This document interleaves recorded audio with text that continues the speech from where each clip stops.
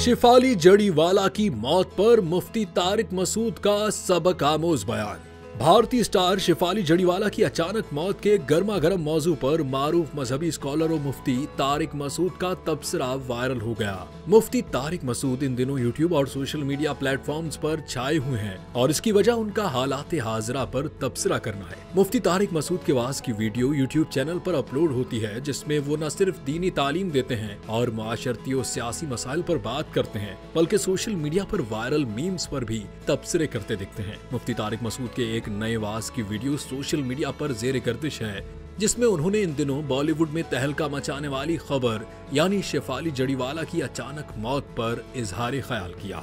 उन्होंने अपने ख्यालात का इजहार करते हुए कहा कि भारत की एक मशहूर अदाकारा की मौत हो गई। बताने वाले बता रहे थे कि बहुत मशहूर थी और दुनिया में उसके बड़े गाने चले, तो मैंने कहा कि उसकी मौत देखकर लोगों को तो बड़ी इबरत हुई होगी कि इतनी शोहरत कमाई उसने और वो शोहरत मिनटों में खाक में मिल गई।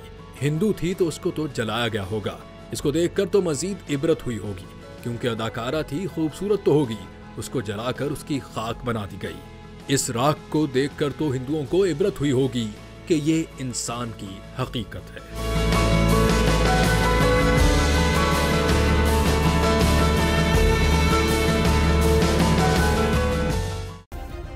सब्सक्राइब करें और बेल दबाएं ताकि कोई खबर रह न जाए।